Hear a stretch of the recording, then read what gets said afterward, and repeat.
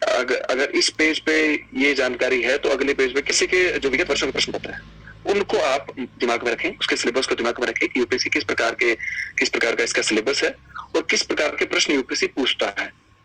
तो फिर आप जब तैयारी करेंगे तो उन प्रश्न पत्रों के हिसाब से ही आप अपनी तैयारी के स्तर को नई धार दे पाएंगे। तो इस प्रकार से अगर आप तैयारी करेंगे, उनको बार बार रिवाइज करना है और जब वो पूर्ण हो जाए तो उसके बाद में कॉलेज से निकलकर आप एक फुल फ्लेज्ड स्तर पर आप तैयारी शुरू कर दें। तो इस तैयारी का मतलब परिणाम ये होगा कि आपका जो नींव की ईंट है वो पहले से मजबूत होगी और जब नींव की ईंट मजबूत होगी तो आपका जो भवन है वो भी मजबूत होगा। तो इस तरह से आप तैयारी शुरू करें। प्रारंभिक परीक्षा के लिए जो एनसीईआरटी से उन पर फोकस करें। जो मुख्य परीक्षा है उसमें कुछ अन्य विषय भी आते हैं, जैसे विश्व का इतिहास है, उसकी भी एनसीईआरटी उपलब्ध है, तो उसको भी आप कुछ जब ग्रेजुएशन के स्तर पर कुछ बार पढ़ सकते हैं।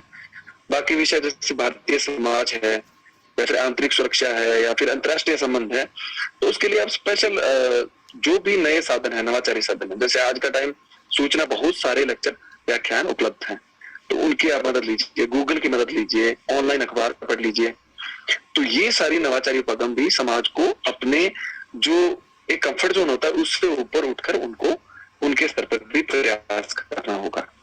तभी वो एक, क्योंकि हर दिन हर परीक्षा डायनामिक होती जा रही है, वो हर साल स्तर उनका बढ़ता जा रहा है, तो उनको भी, युवाओं को भी अपना स्तर निरंतर अपडेट करना पड़ेगा।